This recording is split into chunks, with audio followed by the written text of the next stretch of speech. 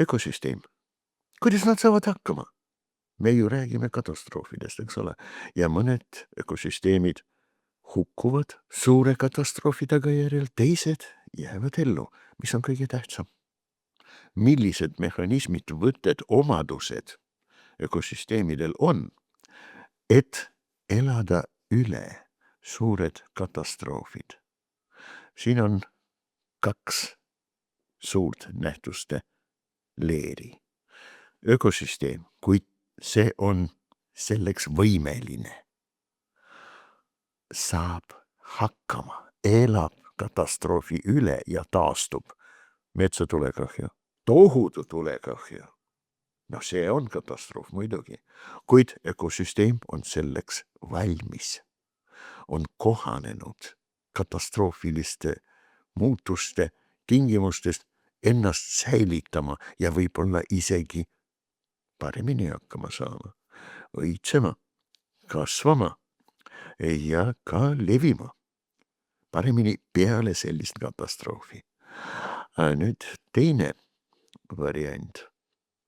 Ökosüsteem tõepoolest muutub ja muutub permanentselt igaveseks ajaks mingisuguseks teisuguseks. Aga võt need liigid, kes suutsid üle elada ja kohaneda, eelkõige need liigid on tohutu suure võrreldes teiste liikidega vanas ökosüsteemis tolerantsuse diapasooniga. Tolerantsuse diapasoon on võime kasutada ressursse. No, näiteks niiskuse temperatuur, loomulikult toit, räägime toidust. Lai tolerantsuse diapasoon populatsioonil, liigil ja loomulikult igal populatsioonil tähendab, et nad saavad suurepäraselt hakkama, kui toiduressurss on miinimumis ja ka siis, kui see on maksimaalne.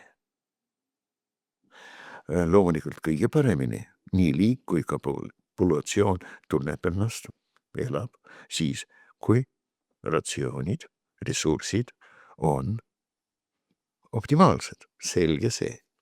Nii et väga lai tolerantsuse diapasoon, ressursside mitmekesisus, nii kvalitatiivne kui ka kvantitatiivne, aga võt ka kvalitatiivne mitmekesisus aitab ja aitab tõepoolest kardinaalselt. No näiteks, imetajate klass on väga ürgne. Meie otsesed esivanemad, mu kallid imetajad, olid olemas ja tegutsesid enne juuraperioodi triasi lõpul. Väga ürgne klass. See on jällegi, väga levinud, aga mitte adekvaatne ettekujutus, et 65-66 miljonit aastat tagasi Yucatani poolsaare vastas prantsatas asteroid ja ta prantsatas. Dinosaurusid ütlesid ja surid kõik välja arvatud lindude esivanemad. Ja siis, mis asi? Mis siis juhtus? Tekkis imetajate klass, loomulikult mitte. Nad olid ammu olemas. Nendel oli videviku nägemine. Nad tegutsesid videvikus ja öösel ja nendel oli juhtivaks meeleks haistmine. Ja nad loomulikult elasid maa sees pragudes, urgudes, kus suured võimsad ja väga-väga ablad dinosaurused, raptorid näiteks, neid kätte ei saanud. Okei.